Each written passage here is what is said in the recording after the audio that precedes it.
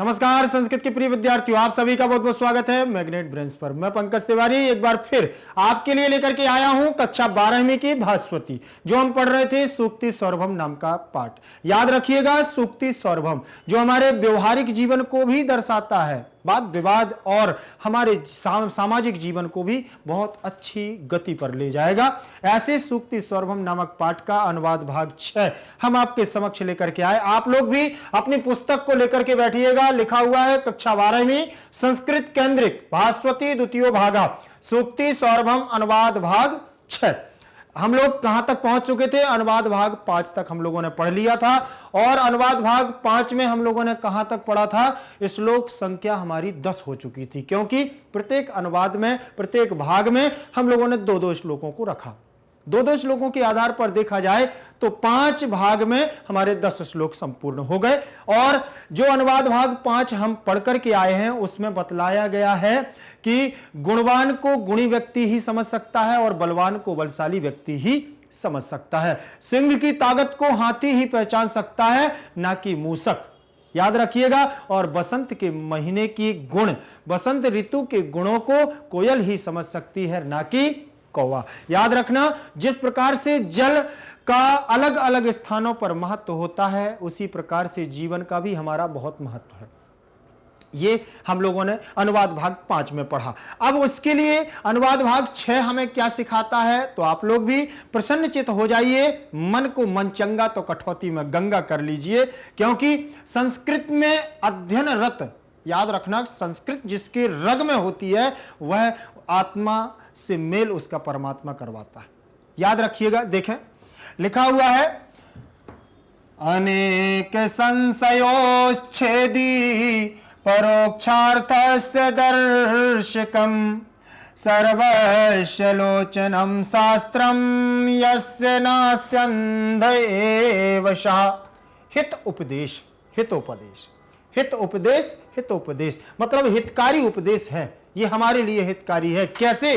देखें जरा हमारे लिए कैसे इन्होंने हितकारी उपदेश बताया है कि अनेक संशयोच्छेदी परोक्षार्थस्य दर्शकम सर्वस्य लोचनम शास्त्रम यस्य नास्त्यंध एव शः।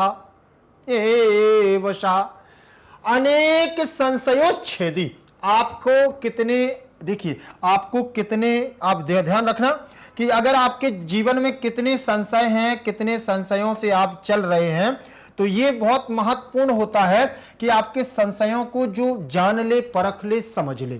ठीक, ऐसे संशयों में जो संदेह आपके अंदर हैं, जो विडंबनाएं आपके अंदर हैं, आपके दिमाग में जो शंकाएं उठ रही हैं, उन संदेहों का जो हल कर दे, उन हमारी शंकाओं का समाधान कर दे, ऐसा कौन हो सकता है? और क्या बोले? परोक्षार्थस्य दर्शनम। परोक्षार्थस्य, जो दिख रहा है, जो दिख नहीं रहा, परोक्ष, परोक्षार्थस, उसका अर्थ परोक्ष कर दे, दिखा दे, दर्शन करवा दे। ऐसा कौन है? बोले सर्वस्य लोचनम शास्त्रम। ये शास्त्र का ज्ञान होता है जिसे वो क्या कर सकता है? संदेहों को मिटा सकता है और परोक्षार्थस दर्शन करवा सकता है। और जिसके पास शास्त्र का ज्ञान नहीं है, यस्य न अस्त्यंध एव शः, और जिसके पास शास्त्रों का ज्ञान नहीं है उसको तो नेत्र होते हुए वह अंधे के समान, अंधा ही है। अगर जिसे सामाजिक व्यवहारिक शास्त्रों का ज्ञान नहीं है तो आंखें तो हैं, लेकिन वह व्यक्ति क्या है? अंधा ही है। और आगे देखें, आगे क्या? ये हित उपदेश, हितकारी उपदेश था। अब यहां पर देखेंगे सूक्ति, दूसरी सूक्ति उन्होंने जी हमारी दी है कि अल्पज्ञ एव पुरुषः प्रलपत्य जस्त्रजम पंडित्य संभृतम अस्तु मित प्रभाषिः कास्याम यथा ही कुरुते अतितराम निनादम तद्वत् सुवर्ण मिहने वो करोति नादम।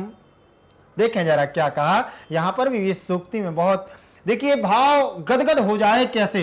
अल्पज्ञ पुरुषः प्रलपत्य जस्त्रतम पांडित्य समृतम मस्तस्तु मित प्रभाषिः कास्यम कास्यम यथा कुरुते तितराम निनादम तद्वत् सुवर्णमिह नैव करोति नादम करोति नादम। अब बात करें कैसी, क्या बात करते हैं? अल्पज्ञ जो कम ज्ञानी होता, अल्पज्ञ का मतलब क्या? जिसे ज्ञान ना हो, अल्पज्ञ जो ज्ञानी ना हो, थोड़ा सा भी ज्ञान अगर उसको हो गया, थोड़ा सा भी हो गया ज्ञान, अल्पज्ञ है। एव माने ऐसे पुरुष, अल्पज्ञ ऐसे पुरुष जिन्हें ज्ञान नहीं है। प्रलपत्य जस्त्रजम, वह क्या करते हैं? प्रलाप करते हैं, गाते हैं, बजाते हैं, अरे ऐसा होगा, ऐसा होगा, ऐसा करेंगे, ऐसा करेंगे। ये है, और क्या है? अल्पज्ञ प्रलपत्य जस्त्रजम, बहुत ज्यादा प्रलाप करते हैं। और पांडित्य संभृतम तिस्तु, पांडित्य, पांडित्य जो आया है यहां पंडित से आया, पंडित से मतलब ज्ञानी। जो ज्ञानी व्यक्ति होता है वह क्या करता है? संभृतम तस्तु मित प्रभाषी, वह कम बोलने वाला होता, मितभाषी, मितव्ययी, कम खर्च करने वाला, मित प्रभाषी, कम बोलने वाला। समझ रहे ना? तो जो पंडित होगा, जो ज्ञानी होगा, जो शास्त्रों का ज्ञान रखता होगा, वह व्यक्ति क्या है? शांत रहता है, चुपचाप रहता है, सुनता है, सबकी सुनता है। ज्ञानवान पुरुष हमेशा शांत रहता है। कैसे? उदाहरण की ओर देखें। काश्यम यथा ही कुरुते तितराम निनादम, कैसे? उन्होंने कहा जैसे कांस होता ना, कांसा जानते हो? कांस, कांस, कांस एक धातु है, धातुओं में एक कांस होता है, कांसे का बर्तन होता है, ठीक है ना? आपने देखा, फॉर एग्जाम्पल आप देख लीजिए, कांसे को ऐसे होते हैं, शादी विवाह में बेला टाइप का होता है, कटोरे टाइप का होता है, और शादियों में ज्यादा प्रयोग होता है, ठीक। और ये पहले प्राचीन काल में, और प्राचीन क्या, हम थोड़ा सा अगर अपने पूर्वज जाएंगे, पूर्वजों के पास जाएंगे, तो उसी में भोजन पानी किया करते थे, कांसे में।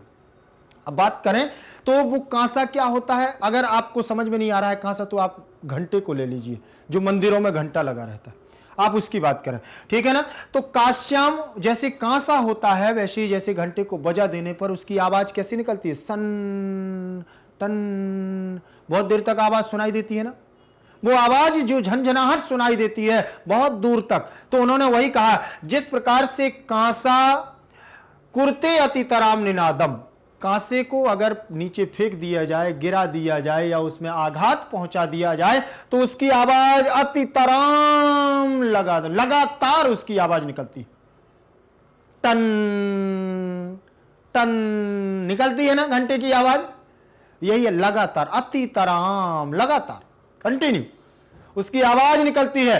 तो उन्होंने कहा है कि जैसे अल्पज्ञ व्यक्ति होता है, वो प्रलाप करता है, बहुत देर तक बोलता बोलता बोलता बोलता है। अल्पज्ञ की तुलना कांसे से की गई। और पांडित संभृतम तिस्तु, देखो लिखा पांडितम भृतम मतिस्तु, और तदवत वैसे ही, जैसे पंडित कम बोलता है वैसे ही सुवर्ण मिह नैव करोति नादम, सोना वैसे ही कम आहत करता, ननादम, देखो करोति नादम, नादम ना ऐब नादम, नहीं करता है नादम, आवाज नहीं करता है, चाहे कहीं से भी फेंक दो स्वर्ण को, आवाज नहीं करेगा। क्यों? क्योंकि उसकी कीमत है, कांसे से स्वर्ण की कीमत बहुत है, कांसे की कीमत स्वर्ण के सन्मुख अगर रख दी जाए तो निम्न है। वही है ज्ञानी और अल्पज्ञ की बात, पंडित और अल्पज्ञ के बीच की कहानी उन्होंने उदाहरण दे दिया। चलिए, ये सूक्ति भी हमारे जीवन के लिए है कि जो ज्यादा बोलते हैं उनको अपना कम बोलना करना चाहिए। क्यों? क्योंकि अगर उनको अस्तित्व रखना है समाज में, तो उनको ज्ञानी बनना पड़ेगा, कम बोलने वाला। भले ही आपको ज्ञान नहीं हो पा रहा है, लेकिन कम बोलेंगे तो व्यक्ति आपको क्या है, सज्जन और सुशील समझेगा। ज्यादा नहीं बोलना चाहिए, बेफिजूल की बात तो कभी बोलना ही नहीं चाहिए। अपने मुख से ऐसी वाणी मत निकालो जिससे कि किसी दूसरे व्यक्ति का अहित हो। समझ में आया ना? देखें, अब यहां पर देखेंगे, परोक्षार्थस्य में षष्ठी विभक्ति, परोक्ष प्लस अर्थस्य दिया हुआ है, तो यहां हमारी दीर्घ संधि बन जाएगी, ठीक। और सर्वस्व में षष्ठी विभक्ति, लोचनम में द्वितीय विभक्ति, यस्य में षष्ठी विभक्ति, ना अस्ति अंध, ठीक। तो यहां पर भी हमारी यण संधि और दीर्घ संधि लग जाएगी। चलिए बात करते हैं हम अनेक संशयोच्छेदी, उच्छेदी और अनेक संशय, तो यहां गुण संधि हमारी बन जाएगी, ये भी आप ध्यान रखना। फिर लिखा है अल्पज्ञ एव पुरुषः प्रलपत्य अजस्त्रजम, प्रलपति अजस्त्रजम, यहां पर भी आपकी यण संधि हो जाएगी। पांडित, पंडित प्लस असंभृतम, ठीक, तो यहां पर भी क्या हो जाएगा, पंडित्य संभृतम अतिस्तु मित्र प्रभासी काश्यम यथा, माने जैसे कुरते तितराम, यहां पर आपकी पूर्व रूप संधि हो जाएगी। सुवर्ण सुवर्णम इह तदवत नैव, यहां नैव में हमारी वृद्धि संधि हो जाएगी। करोति कुरु धातु, क्रि धातु नादम माने आवाज, ठीक है। तो यहां अब इसके आगे हम चलेंगे, आगे क्या कह रहे हैं देखें जरा। आगे देखेंगे हमारा रहेगा क्या, अन्वय। क्या रहेगा, अन्वय रहेगा। अन्वय क्या होगा, व्यवस्थित क्रम हमें कैसे पता चलेगा, तो अनेक संशयोच्छेदी परोक्षार्थस्य दर्शकम सर्वस्य लोचनम शास्त्रम यस्य न अस्ति सह तु अंध एव अल्पज्ञः पुरुषः एव अजनम प्रलपति पांडित्य संभृतम मति तु मित प्रभाषी भवति यथा ही काश्यम अतितराम निनादम कुरुते तदवत इह सुवर्ण नादम न करो। आगे समझ में, चलिए आगे देखेंगे, उसी क्रम में देखें। ये हमारा अन्वय था। अन्वय के बाद कुछ हमारे शब्दार्थ रहेंगे, जिस प्रकार से सारे पैराग्राफों में हमने देखा कि हमारे शब्दार्थ कैसे रहते हैं, उन शब्दार्थों के आधार पर देखें।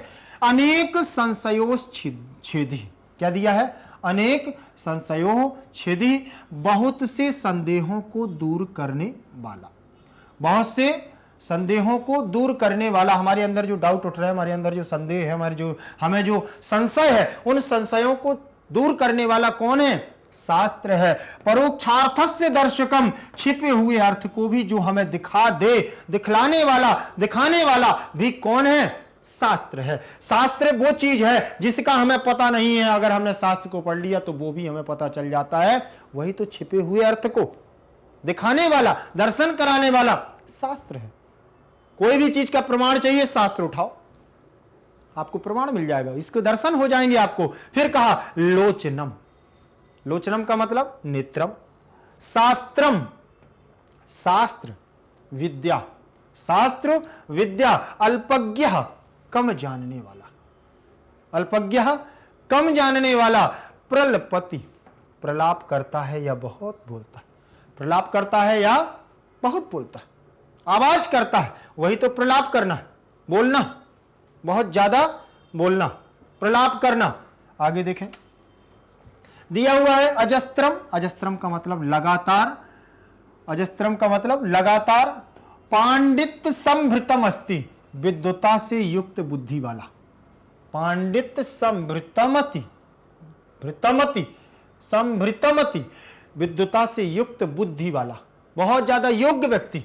अतितराम, अत्यधिक, बहुत ज्यादा। निनादम माने आवाज या शोर, निनादम का मतलब आवाज या शोर करने वाला। ऐसा जो हमारा कौन होता है, कांसो होता है, और कम शोर करने वाला स्वर्ण होता है।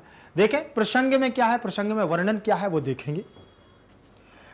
प्रस्तुत श्लोक संस्कृत पाठ्य पुस्तक भास्वती द्वितीय भाग में संकलित अध्याय सूक्ति सौरभम से उद्धृत है।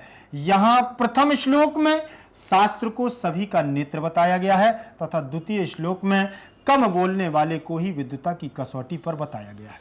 यह हमारा क्या था, प्रसंग, ठीक है ना। और विद्वता की कसौटी का मतलब आप समझ रहे होंगे कि उसे विद्वान ही माना जाता है।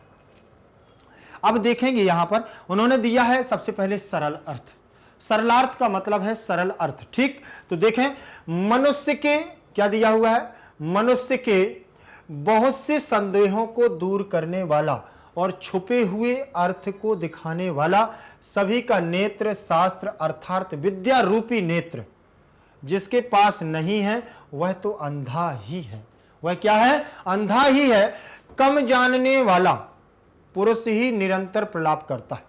जो कम जानता है, अल्पज्ञ होता है, जिसे ज्ञान नहीं होता है, वही ज्यादा बोलता है और बीच बीच में बोलने की कोशिश करता है, अपना काम नहीं करता है, पढ़ने पर, अपने ज्ञान पर ध्यान नहीं देता है, जो कुछ आया मुंह में बोलने वाला वही है, निरंतर प्रलाप करता है, अर्थात अत्यधिक बोलता है।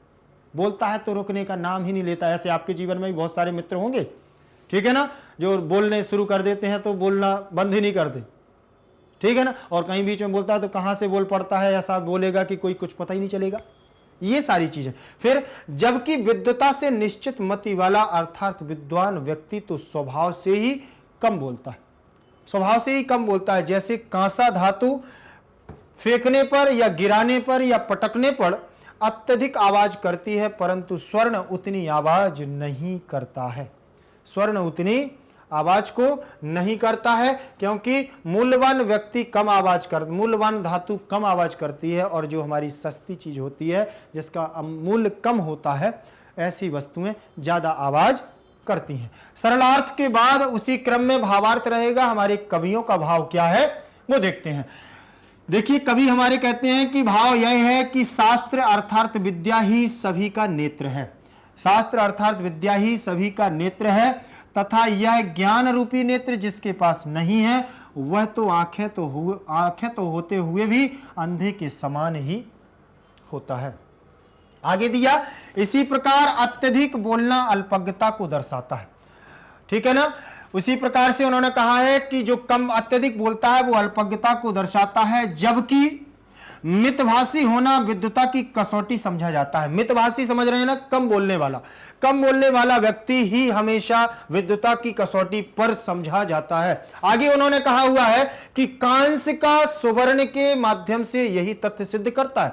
जैसे कांसा धातु हमारी होती है, कांसा धातु हमें क्या बताती है कि हम अत्यधिक आवाज करते हैं, और जब अत्यधिक आवाज करने वाली धातु होगी जिसका मूल्य कम होगा वही ज्यादा शोर करता है, और स्वर्ण को आप कितनी भी ऊंचाई से फेंकने पर वह आवाज कम करता है। ये हमारा मूल्यवान वस्तु होता है। इसीलिए विद्वान और जो अल्पज्ञ होता है उसमें अंतर यही होता है। इसके बाद हमारा रहेगा, देखिएगा, भावार्थ के बाद संस्कृत भावार्थ। देखें, ये दिया हुआ है, भावोयम यत शास्त्रम विद्या व सर्वेषाम नेत्रम विद्यते। भावार्थ देखिए, अब ये आपके लिए बहुत महत्वपूर्ण है कि किसी भी जो आपने अभी सरल अर्थ देखा है, भावार्थ देखा है, इसको संस्कृत में लिखना सबसे ज्यादा जरूरी है। जो आप संस्कृत में लिखेंगे, क्योंकि आपकी परीक्षा में जो आएगा वो आपका संस्कृत में ही लिखना पड़ेगा भावार्थ। अगर ठीक है, चलिए हिंदी में आता है तो बहुत अच्छी बात है, लेकिन संस्कृत में 80% 90% आने के चांस होते हैं। तो आपको देखना है, भावोयम मतलब भाव यह है, भाव क्या है कि यत माने जो, शास्त्रम माने शास्त्र को, विद्या माने विद्या, व सर्वेषाम नेत्रम जो शास्त्र या विद्या को रखता है, ज्ञान रखता है, वही सर्वेषाम नेत्रम विद्यते, उसके ये मान लीजिए वही सब प्रकार के नेत्रों का बोधक होता है। ज्ञानमयम चक्षुरिदम यस्य नास्ति, अगर ज्ञानमय विद्या रूपी ज्ञानमय चक्षु अगर उसके पास नहीं है तो यस्य नास्ति सा तु नेत्रे सन्नपि अंधा एव भवति, अगर उसके पास ज्ञान रूपी चक्षु नहीं है तो वह नेत्र होते हुए भी क्या है, अंधा एव भवति, अंधा ही होता है। एवमेव अतिभाषिता अल्पज्ञताम प्रकटयति, एवमेव अल्पज्ञताम, और जिस प्रकार से अतिभाषिता, ठीक, बहुत ज्यादा बोलने वाला अल्पज्ञता को प्रकट करता है, और मितभाषिता चा, कम बोलने वाला विद्वताम, विद्वताम विद्वानता को, विद्वानता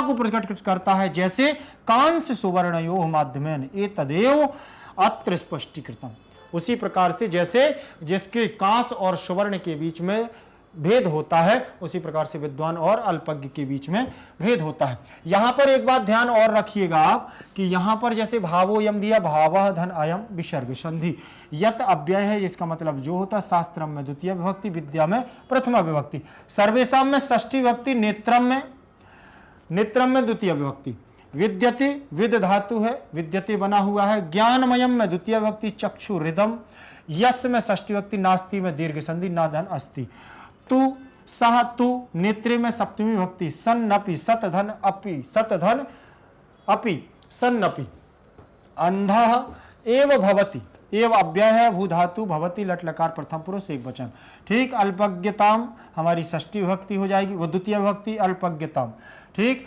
और प्रकटयति प्राउपसर्ग और प्रकटयति बन जाएगा, और उसमें क्या बोलते हैं, आत्मनेपद में। फिर इसके बाद मितभाषिता दिया हुआ है, एक वचन, विद्यताम में षष्ठी विभक्ति, कास्यम सुवर्णयोः, तो यहां द्वितीय विभक्ति दी हुई है षष्ठी की। फिर इसके बाद माध्यमेन में तृतीया का एक वचन है, एतद एव, एतद एतत् प्लस एव, यहां पर व्यंजन संधि हो जाएगी। अत्र माने यहां स्पष्ट करता हूं, यहां स्पष्ट किया गया है, ठीक है ना। अब देखेंगे इसके बाद आगे हम उसी क्रम में चल रहे हैं। हमारे पास दी हुई है संधि, संधि दी हुई है, संधियों को अच्छे से देखेंगे, फिर इसके आगे हम बढ़ेंगे। अनेक संशयोच्छेदी, अनेक संशय प्लस उच्छेदी दिया हुआ है। क्या दिया है? अनेक संशय, अनेक संशय, अनेक संशय प्लस उच्छेदी, उच्छेदी, ये दिया हुआ है।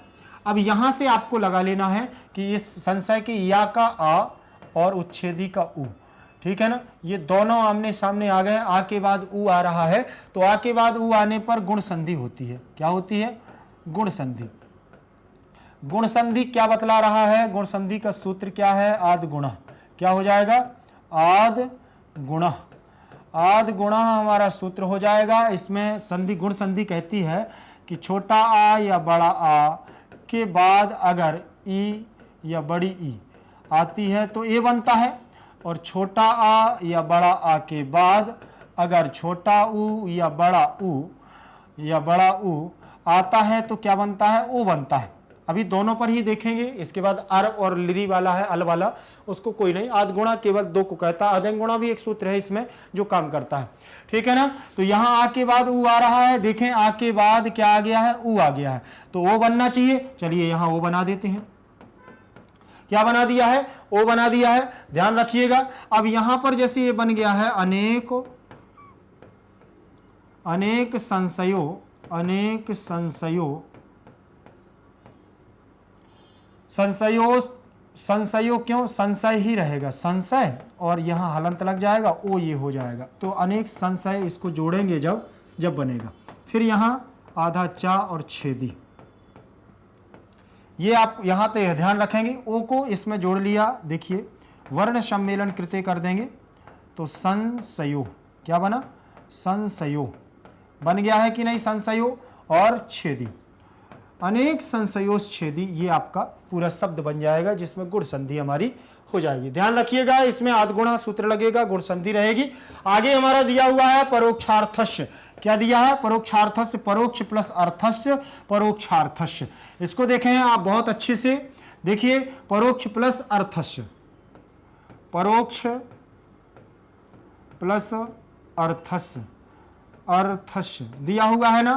परोक्ष प्लस अर्थस्य में यहां आ दिया हुआ है और यहां आ दिया हुआ है। दोनों आ और आ मिलकर के क्या बनाएंगे? बड़ा आ बनाएंगे। इसके लिए आपको ध्यान रखना है कि हमारी कौन सी संधि होगी? दीर्घ संधि होगी। कौन सी होगी? दीर्घ संधि होगी। और दीर्घ संधि हमें क्या बताएगी? आकाश वर्णे दीर्घा के आधार पर। आकाश वर्णे दीर्घा, आकाश वर्णे दीर्घा के आधार पर सूत्र हमें जो बतलाएगा दीर्घा,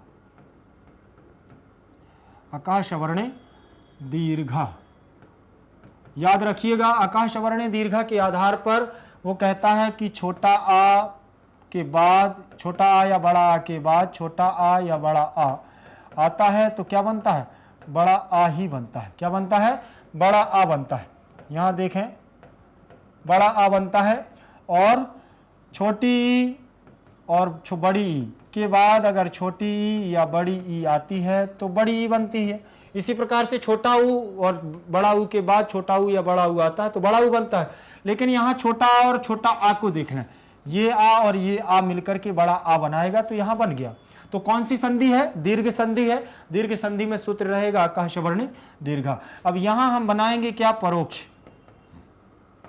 परोक्ष में ये हमारा हलंत लग गया है और ये हमारा आ गया है, और इसके बाद अर्थस्य का आ निकल गया है तो थस्य हो गया है, थस्य। चलिए अब आ का समावेश हम करेंगे इसमें, तो ये बनेगा हमारा परोक्ष, परोक्ष आ, परोक्ष आ हो गया, और थस्य बड़ा छा बन जाएगा हमारा परोक्षार्थस्य। बन गया है कि नहीं? परोक्षार्थस्य हमारा बन गया है, और इस सूत्र के आधार पर इसमें दीर्घ संधि हो जाएगी और शब्द हमारा है परोक्षार्थस्य।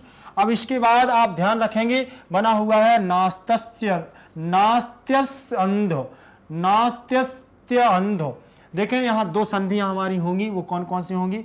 ना प्लस अस्ति, क्या दिया है, ना प्लस अस्ति धन अंध, ये दो दिए हुए हैं शब्द अंध। ठीक है, यहां बस इतना ध्यान रखना है। तो पहले इसको देखेंगे, ये ना में से क्या निकाला, आ को निकाल लिया, इसलिए ना आधा हो गया है।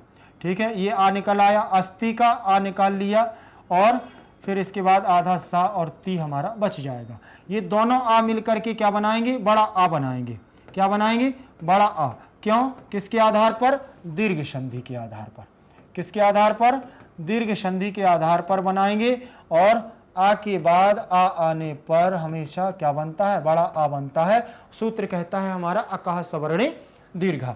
चलिए, तो हमने यहां पर क्या कर लिया है, आ को निकाल लिया है, आ निकल गए थे तो बड़ा आ गया है, आधा सा और ती हमारा शेष रहेगा। ठीक, अब इसमें ना को बड़ा आ से मिलाएंगे तो बड़ा ना हो जाएगा, आधा शा और ती, शब्द बन गया हमारा नास्ति।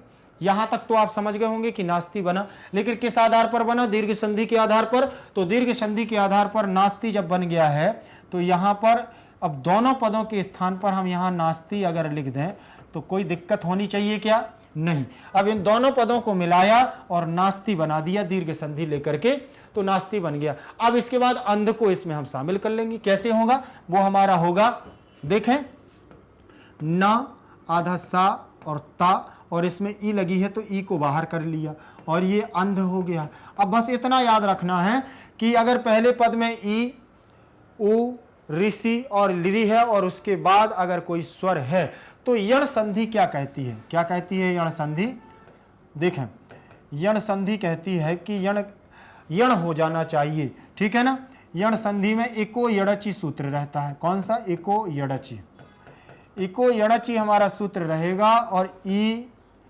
उ, ऋषि और लिरि अगर ये पहले पद में है तो, और बाद में हमारा क्या है, स्वर है, बाद में हमारा कोई स्वर है तो ई के स्थान पर या, उ के स्थान पर वा, ऋषि के स्थान पर रा और लिरि के स्थान पर ला हो जाता है।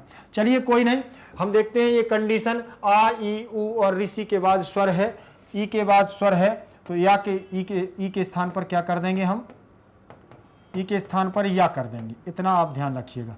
या हो गया, फिर यहाँ हो जाएगा अंध। क्या हो जाएगा, यहाँ अंध हो जाएगा। चलिए, यहाँ अंध हो गया है, बस इतना ध्यान रखना। अब इसको जब इसमें मिलाएंगे तो वर्ण सम्मेलन कृत्य हो जाएगा। तो आधा शा, आधा ता और या में आ मिल जाएगा और हमारा जो बिंदु वो अनुस्वार है वह नकार में परिवर्तन हो जाएगा। ये बन जाएगा हमारा, देखिए, नास्त्यंधो, नास्त्यंधो, क्या बन गया, नास्त्यंधो बन गया कि नहीं। तो इसमें संधि हो जाएगी, यहां पर होगी दीर्घ संधि। कौन सी संधि होगी, यहां दीर्घ संधि, यहां होगी हमारी यण संधि। इसमें दो संधियां हमारी सम्मिलित हो गई हैं। चलिए आगे देखते हैं, आगे देखेंगे उसी क्रम में आगे चल रहे हैं। और प्रलपत्य जस्त्रजम, जस्त्रजम, प्रलपति प्लस अजस्त्रम, अजस्त्रम हो गया है, प्रलपति प्लस अजस्त्रम। तो यहां पर भी हमारी कौन सी संधि लगेगी, यण संधि ही लगेगी। प्रलपति प्लस अजस्त्रजम, अजस्त्रम, अजस्त्रम बन गया, अजस्त्रम। तो यहां पर देखें प्रलपत और ई आ गया और अजस्त्रम, क्या बनेगा, अजस्त्रम हो गया। अब अजस्त्रम के बाद ई के स्थान पर फिर वही हमारा कंटिन्यू रहेगा यण संधि। कौन सी रहेगी, यण संधि, यण संधि फिर से रहेगी। और यण संधि ई, उ, ऋषि और लिरि, ई के स्थान पर या, उ के स्थान पर वा, ऋषि के स्थान पर रा और लिरि के स्थान पर ला। ठीक है ना, ये हो गया। अब ये हमारा हो गया है प्रलपत, प्रलपत और ई के स्थान पर होगा या। ठीक है ना, और अजस्त्रम, अजस्त्रम, अजस्त्रम हो गया है। अब इसको हम जब वर्ण सम्मेलन कृत्य करेंगे तो ये बनेगा प्रलपत्य, बन गया प्रलपत्य, आ मिल जाएगा या पूरा हो जाएगा और जस्त्रम, जस्त्रम बन गया है, प्रलपत्य जस्त्रम, प्रलपत्य जस्त्रम बन गया है। और यहाँ पर संधि हमारी कौन सी हो गई है, यण संधि। और यण संधि का सूत्र हो जाएगा एको यणचि। एको यणचि हो गया कि नहीं हो गया? अब एको यणचि हमारा सूत्र हो गया है और सीधे सीधे हमारा सूत्र काम कर जाएगा। चलिए आगे देखेंगे, उसी क्रम में चल रहे हैं जो हमारी संधियां दी हुई हैं। आप लोग भी अच्छे से थोड़ा सा देखते जाइएगा क्योंकि संधियां बहुत इंपॉर्टेंट होती हैं। मतिस्तु लिखा हुआ है तो मति प्लस तु क्या दिया हुआ है? मति ही प्लस तु। अब यहाँ पर तो विसर्ग लगा हुआ है तो देखिए मुझे लगता है कि कोई ज़्यादा बताने की ज़रूरत नहीं है। यहाँ विसर्ग संधि ही होगी। कौन सी होगी? विसर्ग संधि। विसर्ग संधि हमारी यहाँ पर होगी, लेकिन विसर्ग संधि में यहाँ हमारा सूत्र कौन सा लगेगा वो आपको ध्यान रखना है। ठीक है, यहाँ लगेगा हमारा विसर्जनीयस्य सह। कौन सा? विसर्जनीयस्य सह। विसर्जनीयस्य सह से विसर्ग के स्थान पर क्या होगा? शा हो जाएगा। विसर्ग के स्थान पर शा और तू हमारा हो जाएगा। चलिए, विसर्ग के स्थान पर शा हो गया। अब ये बन गया हमारा मति शा। ठीक, अब दोनों को जोड़ देंगे वर्ण सम्मेलन कृत्य करके तो आधा शा है और तू जुड़ जाएगा। वर्ण सम्मेलन कृत्य मतिस्तु बन गया है कि नहीं? मतिस्तु बना कि नहीं बना? मतिस्तु। चलिए आगे देखेंगे। कुर्ते तितराम क्या बना है? कुर्ते तितराम। कुर्ते है प्लस अतितराम। कुर्ते है प्लस अतितराम हो गया कि नहीं? तो यहां बना हुआ है, देखिए ये लिखा है कुरुते। कुर्ते प्लस अतितराम। अतितराम दिया है कि नहीं? अब यहां पर भी आपको वही संधि लगाना है। कौन सी? पूर्व रूप संधि। एंगः पदान्तः दति। कौन सा होगा? एंगः पदान्तः दति। देखें जरा, एंगः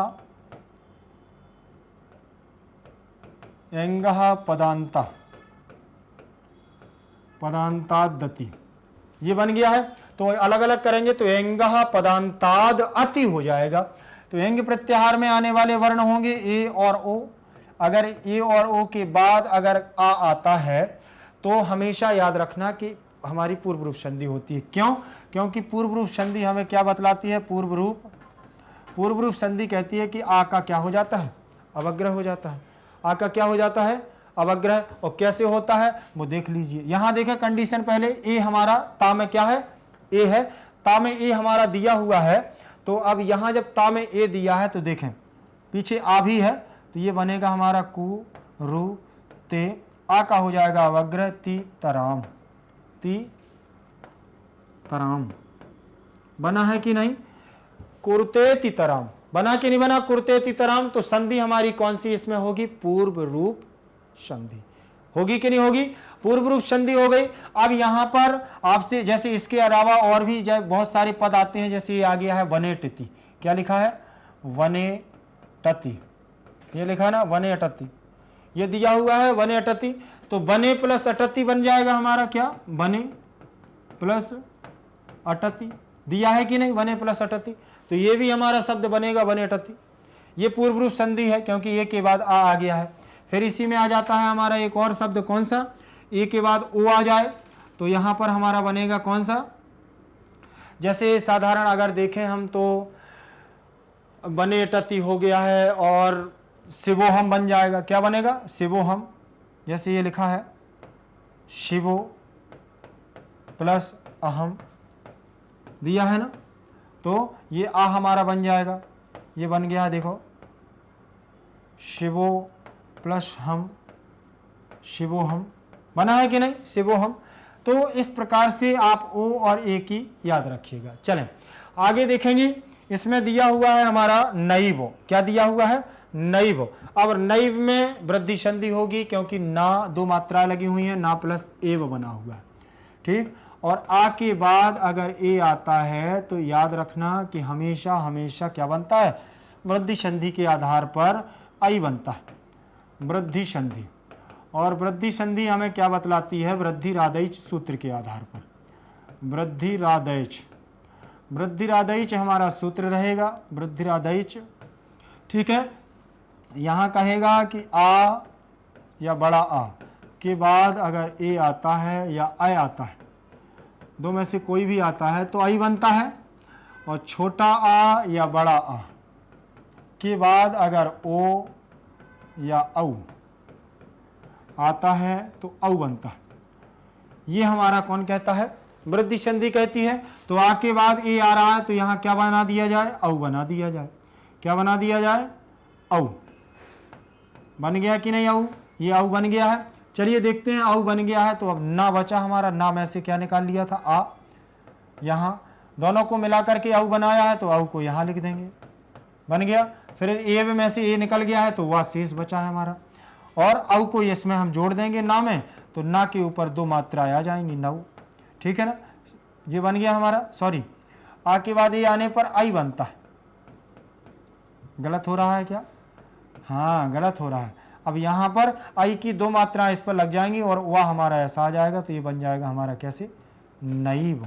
बन गया कि नहीं? ये बन गया हमारा नैव। ना प्लस एव नैव।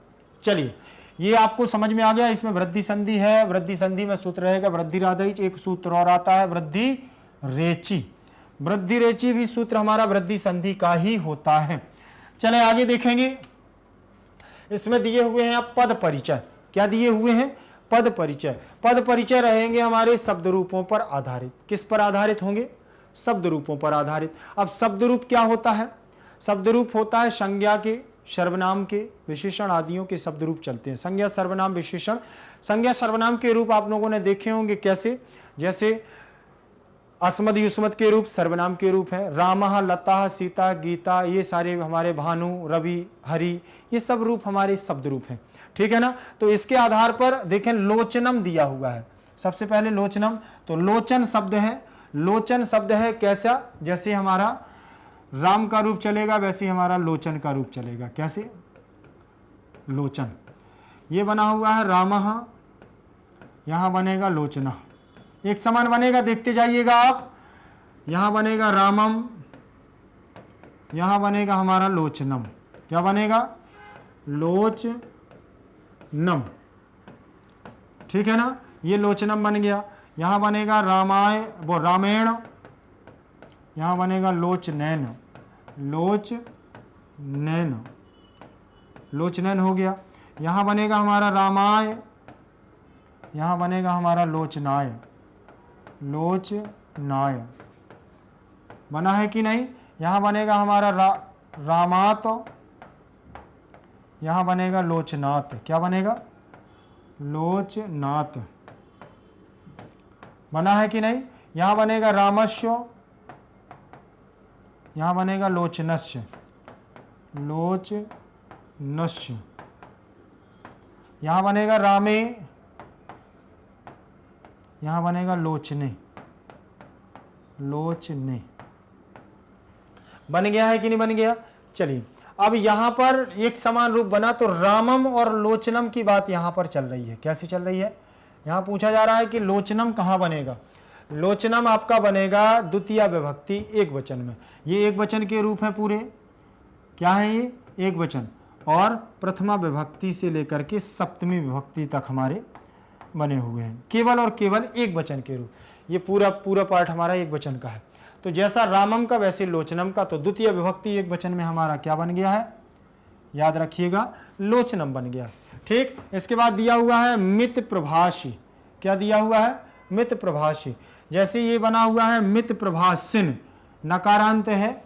ठीक है ना, तो नकारांत के आधार पर ये हमारा रूप बन जाएगा। ठीक। और शब्द रूप प्रथमा विभक्ति एक वचन में बनेगा। ठीक। मित प्रभाषी। जैसे हमारा जननी के रूप, तो जननी, जननी, जननी, जननी के आधार पर देखें तो भी वैसे ही बनेगा, भाषी। ठीक है, तो हमारा ऐसा रूप बन जाएगा। चलिए आगे देखेंगे। आगे उसी क्रम में चल रहे हैं हमारे शब्द रूप। ये शब्द रूपों के शब्द परिचय थे हमारे। देखें आगे दिया हुआ है पद परिचय हमारा धातु रूपों पर आधारित। धातु रूपों में यहां पर सबसे पहले दिया हुआ है हमारा अस्ति। क्या दिया है? अस्ति। और अस धातु है, लट लकार है, प्रथम पुरुष एक वचन में अस्ति बनता है। अस्ति स्तः संति ऐसे बनता है। तो इसमें कुछ नहीं है, अस धातु रहती है और हमारा तिगंत तिप प्रत्यय लगता है। क्या लगता है? तिप प्रत्यय। पा की संज्ञा होगी हलंत्यम से। किससे होगी? हलंत्यम। हलंत्यम से हो जाएगी पा की संज्ञा, और तस्य लोपा से हो जाएगा इसका लोप। किससे? तस्य लोपा। तस्य लोपा से इसका लोप हो जाएगा और हमारे पास केवल और केवल ती शेष रहेगा। ये रहेगा हमारा अस, क्या रहेगा, अश। और इसको जब हम मिलाएंगे तो ये हमारा सीधा सीधा बन जाएगा क्या, अस्ति। बनेगा कि नहीं बनेगा अस्ति? चलिए, ये अस्ति बन गया। अस्ति स्तः संति, ये हमारा लट लकार प्रथम पुरुष एक वचन में रूप बनता है, अस्ति स्तः संति। ठीक, चलिए आगे देखेंगे। अस्ति स्तः संति के बाद हमारा अगला कौन सा होगा, ये लिखा हुआ है प्रलपति। क्या दिया है, प्रलपति, प्रलपति। प्र उपसर्ग है, लप धातु है और हमारा लट लकार प्रथम पुरुष एक वचन में हमारा रूप बनेगा।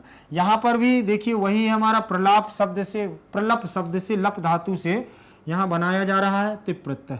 देखिए प्र उपसर्ग है और लप धातु है, क्या है, लप धातु, और तिप प्रत्यय दिया हुआ है, दिया है ना तिप प्रत्यय। सेम कंडीशन, पकार की संज्ञा तस्य लोपा से लोप, तो यहाँ से चला जाएगा पा और ती हमारा शेष रहेगा। प्रल से लप से पूरा लप पा हमारा पूरा है, हो जाएगा, आधा है ना। और यहाँ पर प्र उपसर्ग दिया हुआ है, इसको वर्ण सम्मेलन कृत्य कर देंगे, बनेगा प्रलपति, प्रलपति, प्रलपति। बहुत ज्यादा बोलने वाला, ठीक है ना। आगे देखें, इसमें दिया हुआ है हमारा क्या, करोति, करोति दिया हुआ है, लट लकार है, वर्तमान काल है, प्रथम पुरुष है, एक वचन है, लेकिन क्री धातु से करोति बन रहा है। देखिए आपको यही देखना है, ठीक है ना।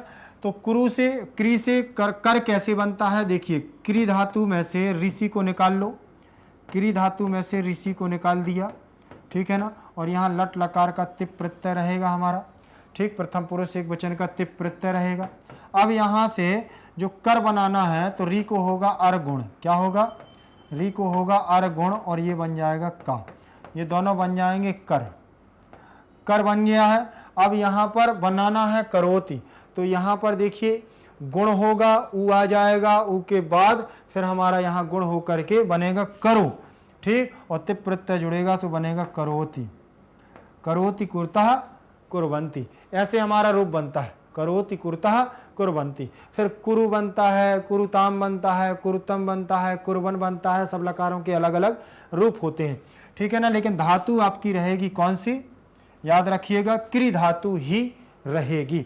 अब आगे देखेंगे उसी क्रम में समास दिए हुए हैं, समासों पर चर्चा करेंगे। तो समास क्या बतला रहे हैं, देखें, अनेक संशयोच्छेदी दिया हुआ है, क्या दिया हुआ है, अनेक संशयोच्छेदी, अनेक संशयों का, अनेक संशयों का जो हल निकाल दे, जो बता दे, तो परोक्षस्य अर्थस्य, परोक्षस्य अर्थस्य, ये तो देखिए ये उल्टा हो गया है, ठीक। यहां पर देखेंगे अनेक संशयो, क्या लिखा है, अनेक संशयो, अनेका संशयच्छेदी, अनेक संशय, ठीक, अनेक उच्छेदा, ये लिखा है अनेकासाम संशयानाम उच्छेदः यत तत बहुव्रीहि, ये नीचे लिखा हुआ है। बहुत, ये बहुव्रीहि समास होगा इसमें, क्यों होगा, क्योंकि अनेक संशयों का हल ढूंढने वाला कोई अलग ही हो सकता है, तीसरा पर्सन हो सकता है जो सभी संशयों का निष्कर्ष निकाल सके, वो होता है शास्त्र। कौन होता है, शास्त्र। तीसरा हमारा अर्थ निकलेगा किसका, शास्त्र का। तो अनेकसाम, अनेकेसाम संशयानाम उच्छेदकः यत तत बहुव्रीहि शास्त्रम, समझ में आया होगा। फिर इसके बाद दिया हुआ है परोक्षार्थस्य, क्या दिया है, परोक्षार्थस्य, परोक्षार्थस्य में दिया हुआ है परोक्षस्य अर्थस्य षष्ठी तत्पुरुष समास, परोक्षस्य अर्थस्य, और जो हमें क्या है, परोक्ष है, जो दिखाई दे रहा है उसका अर्थ क्या है, स्पष्ट करा दे, वो भी शास्त्र है। जो डूबा हुआ है, जिसका हमें अर्थ पता नहीं है, उसका भी अर्थ हमें ज्ञान पता करवा दे, वो हमारा क्या होता है, ठीक है ना, वो भी हमारा शास्त्र है। षष्ठी तत्पुरुष समास हो जाएगा इसमें।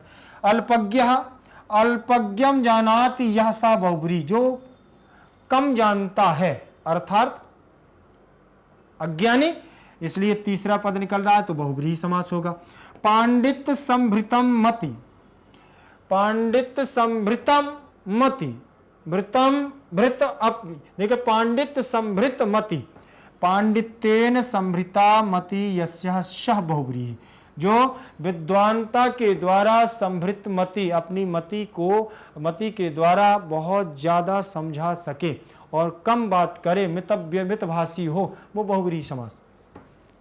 मित प्रभासी दिया हुआ है, मित प्रभासी, मितम प्रभासते, यह सह बहुव्रीहि, सब जगह बहुव्रीहि है, केवल एक षष्ठी तत्पुरुष है हमारा परोक्षार्थस्य, ठीक, बाकी सब जगह हमारा क्या है, बहुव्रीहि समास है। याद रखिएगा बहुव्रीहि समास है इसमें। अब इसके बाद दिए हुए हैं कुछ प्रत्यय, प्रत्ययों को देख लेंगे। प्रत्यय से क्या है हमारा, प्रत्यय में भी बहुत सारे शब्द ऐसे होते हैं जो नहीं बनते हैं। जैसे मति दिया हुआ है तो मन धातु है, इक्तिन प्रत्यय है, तो यहां बन जाएगा, देखिए मन प्लस इक्तिन दिया हुआ है। तो नकार की संज्ञा करोगे हलंत्यम से, किससे करोगे, हलंत्यम, हलंत्यम से नकार की संज्ञा करोगे। ककार की संज्ञा करोगे किससे, का से संज्ञा करोगे लसक्वत तद्धिते, लसक्व तद्धिते, लसक्वत तद्धिते से हमारा क्या हो जाएगा, लसक्वत तद्धिते से का की संज्ञा। अब हमारा शेष क्या रहेगा, केवल और केवल ती रहेगा, हो गया, ती रहेगा, ये हमारा हो जाएगा मन। क्या लिखा हुआ है, मन, मन से माँ से सीधा मति बनेगा हमारा, क्या बनेगा, मति। अब मति ही, फिर इसके बाद बनेगा मति, फिर बनेगा मतिम। इस प्रकार से ये रूप हमारे बनते हैं, पुल्लिंग, स्त्रीलिंग और नपुंसकलिंग।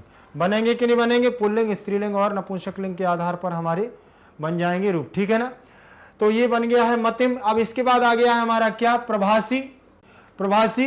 तो प्रभासी में देख लेंगे, अब इसमें एक जैसे मतिम बन गया है ऐसे ही बना लो आप मति के आधार पर गति। देखें गम धातु से इक्तिन प्रत्यय जोड़ो, इक्तिन प्रत्यय जोड़ो, एक आप बना लो, एक आप बना लो तो अच्छा रहेगा, ठीक है ना। गम से गा और इक्तिन प्रत्यय का ती, और देखो बन गया है गति। क्या बन गया, गति, बहुत सरल है, गति, गति, और क्या बनेगा, गतिम।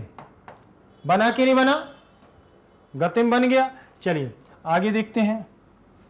इसके बाद उन्होंने दिया हुआ है प्रभासी। प्रभासी में कुछ नहीं करना है, प्रा उपसर्ग है तो प्रा उपसर्ग, भास, भास धातु, और इन्हीं प्रत्यय में इन हमारा शेष रहेगा, इन, ठीक। अब इसको हम जब बनाएंगे तो ये बनेगा हमारा क्या, प्रभाषिन। क्या बना, प्रभाषिन। और नकारांत के आधार पर रूप चलेंगे तो प्रथमा एक वचन में हमारा प्रभाषी बन जाएगा। क्या बन जाएगा, प्रभाषी।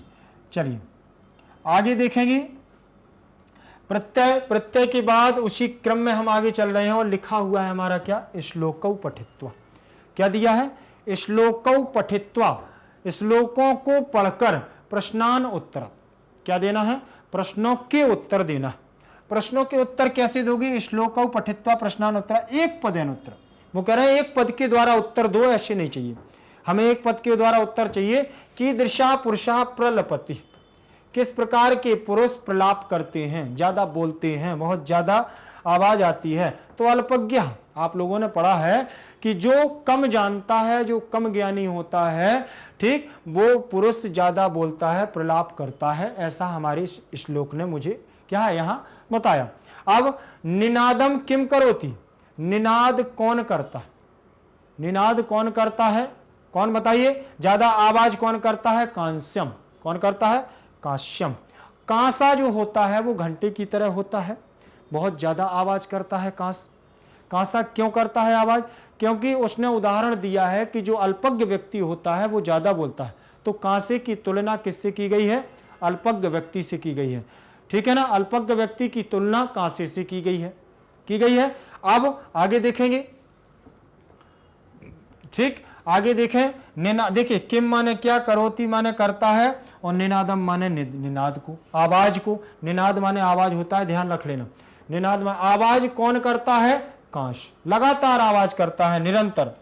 आगे देखें, शास्त्रम कस्य दर्शकम भवति, शास्त्रों के कब दर्शन होते हैं, शास्त्रों के कब दर्शन होते हैं, कैसे दर्शन होते हैं, ठीक। और शास्त्र हमें क्या दिखाता है, तो परोक्षार्थस्य दर्शनम, परोक्षार्थस्य दर्शनम, जो दिखाई नहीं देता है उसका भी हमें दर्शन करा दे, वो कौन है, शास्त्र है। ठीक है ना। तो शास्त्रम द्वितीय विभक्ति, कस्य में षष्ठी विभक्ति, दर्शकम में द्वितीय और भवती लट लकार प्रथम पुरुष भू धातु।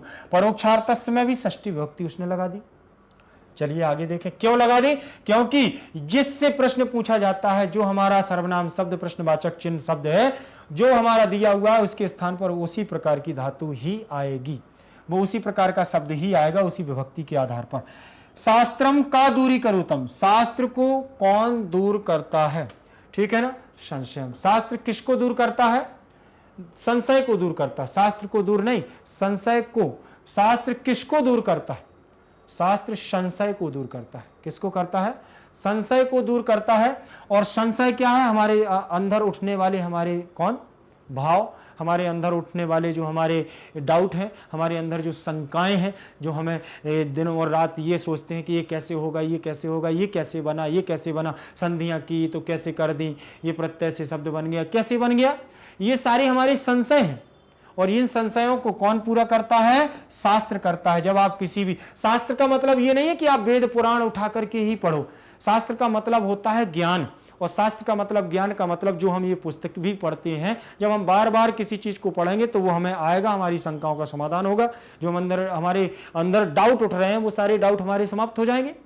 चाहे वो आपके क्वेश्चंस पेपर के डाउट्स हों और चाहे वो आपके व्यवहारिक जीवन के डाउट हो।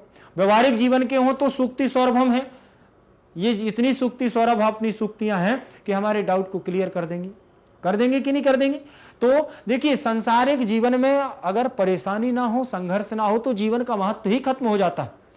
अगर हमारे पास संघर्ष ना हो, अगर हमें मेहनत ना करनी पड़े, अगर हमें कोई भी तकलीफ ना आए, तो मनुष्य का जीवन ही नहीं है वो। याद रख लेना, मनुष्य जीवन जीने में भी मजा तभी है जब संघर्ष हो। ठीक, बहुत सारे लोग ऐसे कहते हैं कि नहीं हमारे पास तो कोई परेशानी नहीं है। अरे तो वो जीवन नहीं है, ऐसा जीवन में नहीं। जो स्वतंत्रता से घूम ना सके वो जीवन क्या है? परेशानियां ना हो, परेशानियों के लिए ही तो इंसान दौड़ रहा है, भाग रहा है।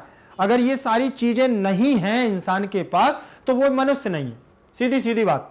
ठीक है ना। इसीलिए व्यवहारिक जीवन की बात करो, चाहे सामाजिक तौर से करो, चाहे अपने स्वयं की बात करो, मनुष्य के जीवन में संघर्ष होना अनिवार्य है।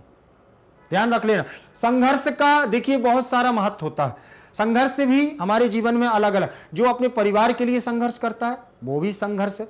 ऐसा नहीं है कि हम संघर्ष कर रहे हैं, अपने परिवार का भरण पोषण कर रहे हैं तो संघर्ष है क्या? नहीं, अपना कर्तव्य निर्वहन कर रहे हैं।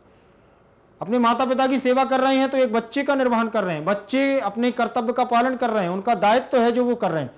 माता पिता अगर बच्चों के लिए कुछ कर रहे हैं तो वो माता पिता का कर्तव्य है। माता पिता का कर्तव्य क्या है? बच्चों का पालन पोषण करना, ये माता पिता का कर्तव्य है। फिर इसके बाद क्या है? अगर परिवार का भरण पोषण कर रहे हैं तो वो उनकी जिम्मेदारी है।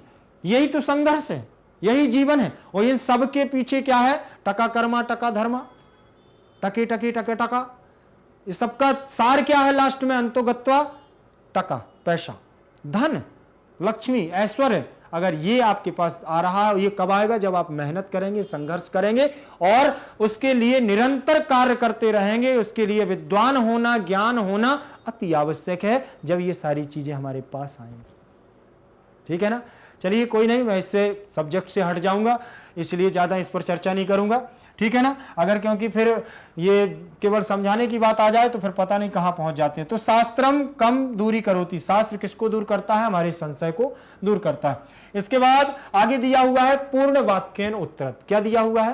पूर्ण वाक्येन उत्तरत, पूर्ण वाक्य के द्वारा उत्तर दो। पूर्ण वाक्य के द्वारा उत्तर कैसे देना है वो देख लीजिए। पूर्ण वाक्य के द्वारा उत्तर देंगे तो पूर्ण वाक्य दो। कह अंधा कथिता, अंधा किसे कहा जाता है? कह अंधा कथिता, अंधा किसे कहा गया है? जिसे शास्त्रों का ज्ञान नहीं होता है, वो उसके नेत्र होते हुए भी वह अंधों के समान ही होता है। क्यों? जिसके पास ज्ञान नहीं है। तुम्हारे पास तो हाथ है, पैर है, आंख है, कान है, नाक है, गला है, पूरा शरीर लिए हुए हो, लेकिन आप क्या है? ज्ञान नहीं। एक आप लोगों ने बहुत अच्छा सुभाषतानी श्लोक पढ़ा होगा, येषां न विद्या तपो न दानम ज्ञानम न शीलम गुणो न धर्म ते मृत्युलोके भुविभारे भूता मनुष्य रूपेण मृगाश्चरन्ति जिसके पास यश नहीं है, तप नहीं है, दान नहीं है, ज्ञान नहीं है, शील नहीं है, गुण नहीं है, धर्म नहीं है, ते मृत्यु लोके, वह इस पृथ्वी लोक पर क्या है? भूमि भार भूता, भार के समान है। और मनुष्य का तो जन्म ले लिया लेकिन पशुओं के समान है। समझ में आया ना? तो ऐसे व्यक्ति का जीवन ही निरर्थक है। इससे अच्छा तो वो पशु बन जाते जिनके पास कुछ नहीं है। यही उन्होंने कहा है, कहा अंधा कथिता। अंधा किसे कहा है? जिसके पास शास्त्रों का ज्ञान नहीं है, जिसके पास किसी भी प्रकार का ज्ञान नहीं है, वो अंधा है। देखें लिखा हुआ है, यस्य अनेक संशयोच्छेदी, जिसके पास अनेक शंकाओं का समाधान करने की शक्ति नहीं है। परोक्षार्थस्य दर्शकम, जो छिपा हुआ अर्थ नहीं समझ पा रहा है। ऐसे सर्वस्व लोचनम शास्त्रम, ये सब कुछ शास्त्र से मिलता है, शास्त्र रूपी नेत्रों से मिलता है। और ना अस्ति सः अंधा, और जिसको ये सब नहीं है वह अंधा है। जिसको ये सब पता नहीं है वो क्या है? अंधा है। इसीलिए कहा अंधा कथिता। किसे अंधा कहा है? जिसे ये सारी चीजों का ज्ञान नहीं है, उसे अच्छी और बुरे का समझ नहीं है, जिसको ये पता नहीं है कि मैं कर क्या रहा हूं, और ज्ञान नहीं है उसको, वो सब क्या है? वो अंधे। आगे दिया हुआ है उन्होंने, मित प्रभासी का भवति, कम बोलने वाला कौन होता है? मित प्रभासी का भवति, कम बोलने वाला कौन होता है? तो कम बोलने वाला पांडित्य संभृत मितम, ठीक है ना? पांडित्य संभृत मति मित प्रभासी भवति। देखिए, पांडित्य संभृत मति मित प्रभासी, जो ज्ञान को रखता है, ज्ञान रूपी चक्षु को रखता है, ज्ञान रूपी नेत्र को रखता है, और कम बोलने वाला होता है, वही तो मितभाषी मित प्रभासी कहलाता है। समझ में आ गया होगा आपको? कम बोलने वाला, और अगर जैसा कहा जाए तो कम आवाज करने वाला, वही कहलाता है हमारा क्या? पांडित्य संभृत मति मित प्रभाषी। आगे रहेगा निर्देशानुसारम उत्तरत। क्या दिया हुआ है? निर्देशानुसार। अब निर्देश आ गए हैं कौन से? जो हमने श्लोक पढ़े हुए हैं। कौन से श्लोक पढ़े हैं? अभी हम लोगों ने 2 श्लोकों को पढ़ा है। उन दोनों श्लोकों के निर्देश के अनुसार यहां पर कुछ प्रश्न दिए गए हैं। वो प्रश्न हमें हल करना है। कैसे? देखें, नेत्रम दिया हुआ है, इत्यर्थे किम पदमत्र आगतम। इत्यर्थे नेत्रम, इत्यर्थे किम पदमत्र आगतम। उन्होंने कहा नेत्रम शब्द है, इस अर्थ है, जो नेत्रम अर्थ निकला है वो किम माने क्या, पद ऐसा, कौन सा ऐसा पद है जो अत्र माने यहां, आगतम माने आया हुआ है। हमारे श्लोकों में ऐसा कौन सा पद आया हुआ है जिसका अर्थ नेत्रम निकल रहा है? कौन सा निकल रहा है बता दो? नेत्रम का अर्थ कौन निकल रहा है? लोचनम। क्या निकला है? लोचनम। लोचनम शब्द आया है जिसका अर्थ होता है नेत्रम, चक्षु। चक्षु मतलब नेत्र, और लोचन माने नेत्र। लोचन, अंबक, नेत्र, दृग, चक्षु, नयन, चक्षजान, ये सब नेत्र के पर्यायवाची। आगे देखें, अत्यधिकम इत्यस्य किम पर्याय पदम प्रयुक्तम। अत्यधिक जो शब्द दिया हुआ है, इत्यस्य माने इति अस्य, यहां पर क्या, कौन सा पर्याय पद अत्र प्रयुक्तम यहां पर प्रयोग किया गया है? यहां इस अत्यधिकम का पर्याय पद यहां कौन सा प्रयोग किया गया? अत्यधिक का मतलब होता है बहुत ज्यादा बोलने वाला, ठीक है ना? तो क्या यहां पर बताया गया है? ज्यादा बोलने के लिए क्या प्रयोग किया गया है? प्रल। देखें, अतितराम, प्रल, प्रलपति अतितराम, लगातार जो बोलता है, ठीक है ना? अतितराम, अत्यधिक बोलने वाले के लिए यह शब्द दिया गया है, अतितराम। आगे देखेंगे पर्याय पदम अत्र, ठीक है ना? चलें आगे देखें, उसी क्रम में दिया हुआ है सर्वज्ञ इत्यस्य किम विलोम पदम। जो सर्वज्ञ शब्द दिया हुआ है, सर्वज्ञ, सर्वज्ञ का मतलब संपूर्ण रूप से ज्ञानी हो। इत्यस्य माने ऐसे, इस पद के लिए क्या विलोम पद प्रयोग किया गया? सर्वज्ञ, सर्वज्ञ का मतलब अल्पज्ञ, जैसे कम ज्ञान हो। सर्वज्ञ माने पूर्ण ज्ञानी, और अल्पज्ञ का मतलब कम ज्ञानी। ये इसका विलोम है। विलोम का मतलब होता है बिल्कुल अपोजिट, जो उसके विपरीत हो वही हमारा क्या कहलाएगा? अल्पज्ञ कहलाएगा। चलिए आगे देखते हैं। निर्देश के अनुसार के बाद ये हमारे निर्देश अनुसार पूरे प्रश्न हो चुके हैं, और इसके अलावा अब जो भी हम आगे पढ़ने वाले हैं, अब हमारा देखिए यहां पाठ पूरा संपूर्ण होता है। अनुवाद भाग इसमें 6 ही थे, और 6 के आधार पर आपने देखा कि 12 श्लोक इसमें हमारे थे। बहुत जल्द हम आपके लिए इसका एनसीईआरटी सॉल्यूशन अभ्यास कार्य लेकर के आएंगे। अभ्यास कार्य के बाद जल्दी से जल्दी कंप्लीट चैप्टर रिवीजन, इससे बनने वाले कुछ मोस्ट इंपॉर्टेंट क्वेश्चंस हम जल्दी से बना करके आपके समक्ष लाएंगे। लेकिन आपको मैं बता दूं, आपको परेशान होने की बिल्कुल भी आवश्यकता नहीं है। क्यों? क्योंकि आप अगर ये सोच रहे हो कि सर हम इंग्लिश मीडियम से हैं, मुझे संस्कृत कम आती है, और हिंदी मीडियम वाले अगर ये सोचते हैं कि सर संस्कृत कैसे समझ में आएगी, तो चाहे वो सीबीएसई हिंदी मीडियम हो, चाहे सीबीएसई इंग्लिश मीडियम हो, जैसा कि आप देख रहे हैं यहां लिखा भी हुआ है, चाहे आप बिहार बोर्ड से हो, चाहे आप यूपी बोर्ड से हो, चाहे आप एमपी बोर्ड से हो, कहीं से भी हो, आपको बिल्कुल भी चिंता करने की जरूरत नहीं है। क्यों? क्योंकि संस्कृत का कोई परिवर्तन नहीं होता है, केवल पुस्तक परिवर्तन हो सकती है, चैप्टर परिवर्तन हो सकता है, लेकिन संस्कृत पढ़ने का जो तरीका है, जो संस्कृत का ज्ञान है, वो समान होता है, इसमें कोई परिवर्तन नहीं हो सकता है। आप तो एक बार बस अच्छे से लगन से लग जाइए, एक बार आप किसी भी पुस्तक को आप देख करके पढ़ रहे हैं तो समझ लीजिए कि आप संस्कृत में पकड़ कर लेंगे, क्योंकि जो मैग्नेट ब्रेन्स हमारा परिवार है आप लोगों को देता है हाई क्वालिटी एजुकेशन। समझ रहे ना? इंडियाज नंबर 1 प्लेटफॉर्म है ये हमारा, जो निःशुल्क शिक्षा आप लोगों को प्रदान कर रहा है। तो आपको चिंता करने की जरूरत नहीं है। चिंता करने के लिए मैग्नेट ब्रेन्स परिवार आपका तत्पर खड़ा हुआ है। हाँ, जो हमारे परिवार के नए सदस्य जुड़ रहे हैं उनके लिए मैं बता दूं कि अभी तक अगर सब्सक्राइब नहीं किया है तो वो सब्सक्राइब कर लें, और नए वीडियो की अपडेट करने के लिए, पाने के लिए लाइक शेयर कमेंट के साथ बेल आइकन को दबाना ना भूलें, कि जिससे कि आपको नए वीडियो की अपडेट आपकी स्क्रीन पर मिलती रहेगी। और अगर नोट्स की आवश्यकता आपको होती है तो नीचे लिंक पर जाएं, डिस्क्रिप्शन बॉक्स पर ई नोट्स और ई बुक्स के माध्यम से आप यहां से नोट्स भी प्रोवाइड कर सकते हैं। तो आप लोगों के लिए मैग्नेट ब्रेन्स परिवार हमेशा उज्जवल भविष्य की कामना करता है, और आप हमारे साथ बने रहिएगा। धन्यवाद।